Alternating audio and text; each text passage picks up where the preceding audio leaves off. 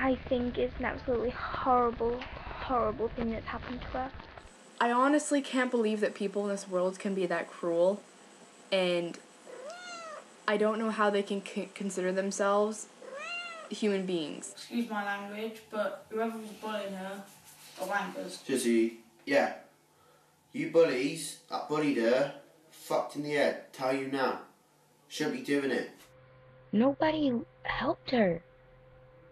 And the thing is, she didn't kill herself. It's our fault. Hun fortæller i videoen, hvordan hun tidligere havde forsøgt at begå selvmord ved at drikke blegemiddel. Efterfølgende bliver der lagt billeder af blegemiddel op på hendes Facebook-side og opfordringer til, at hun burde forsøge igen.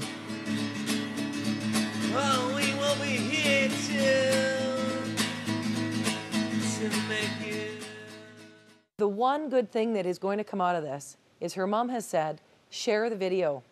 Let kids see what it's like to be victimized. Amanda Todds video er blevet set på YouTube mere end 6 millioner gange.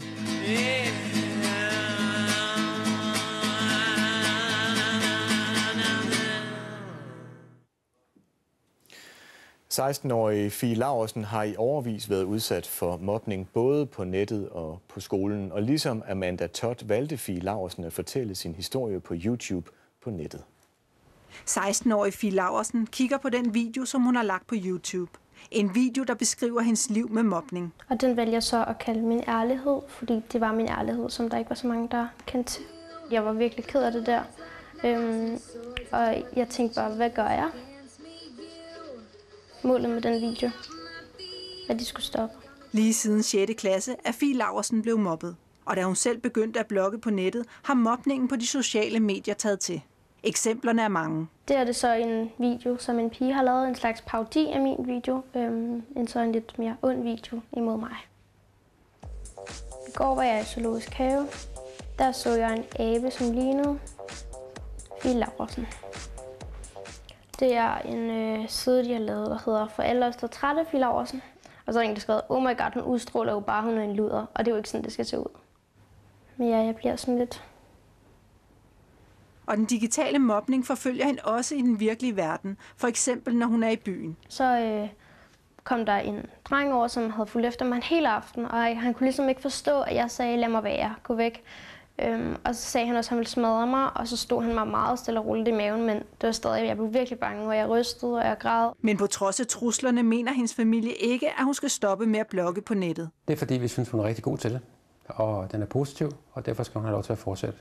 Fie Laursen har også læst om den kanadiske pige Amanda Todd, der efter massiv mobning tog sit eget liv. Jeg har også selv haft de tanker, men så tanken om, at man vil efterlade sin familie, og man bare efterlader dem med en sorg, det kan man ikke. Så, men man har selv haft tankerne. Har du nogensinde gjort noget ved det? Måske.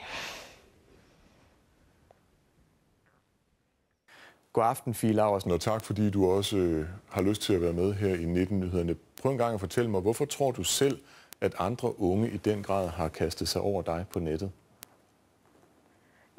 Jeg tror, at de unge har kastet sig over mig, fordi at jeg vælger at fortælle om min mobbehistorie på YouTube, og det er der nogen, der vil mene er meget opmærksomhedskrævende og medlidenhedssøgende, og et eller andet sted så er det også medlidenhedssøgende, fordi et eller andet sted, der har man brug for, det er et råb om hjælp, så et eller andet sted, der havde man brug for, at der var nogen, der sagde, at man var god nok, og det var der så. Jeg ved, at du er blevet mobbet både i skolen og også på nettet. Hvad er forskellen egentlig på at få en sms med noget mobning eller på Facebook og så i skolen? Jeg synes, at forskellen er, at på nettet, der gør det måske ikke lige så meget ondt, fordi der kan man bare lige trykke det ned.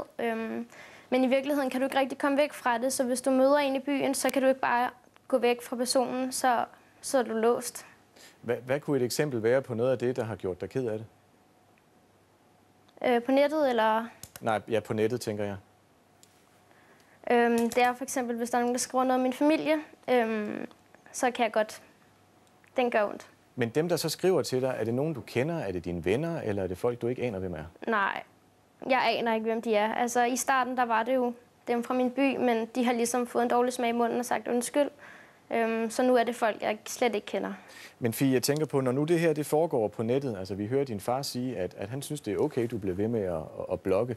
Men hvorfor ikke bare lukke det hele ned? Så vil det ikke være så offentligt det hele, og så vil du vel i virkeligheden slippe for det hele, eller hvad?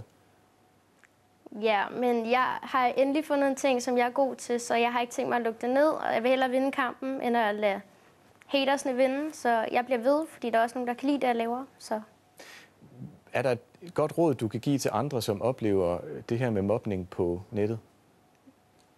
Ja, jeg synes helt klart, at det er i hvert fald at tale med sine forældre, og jeg ved godt, det kan være rigtig svært at sige til sine forældre, mor og far, jeg bliver mobbet, men et eller andet sted så hjælper det, fordi jeg havde i flere år ikke snakket med mine forældre, og der endelig tog skridtet, fordi det blev for meget, der reddede rent faktisk mit liv. Så. Fie, tusind tak, fordi du havde lyst til og styrke til at fortælle din historie her i 19-nyhederne, og held og lykke. Problemet med mobning på internettet og mobiltelefon sms er stort også her i Danmark. En undersøgelse blandt børn i EU viste sidste år, at danske børn er dem, der faktisk er mest på nettet, og at de oplever relativt meget mobning. På nyhedernes hjemmeside tv2.dk kan man finde en række gode råd til, hvordan man kan håndtere mobning på nettet. Andreas, en vejrudsigt, tak.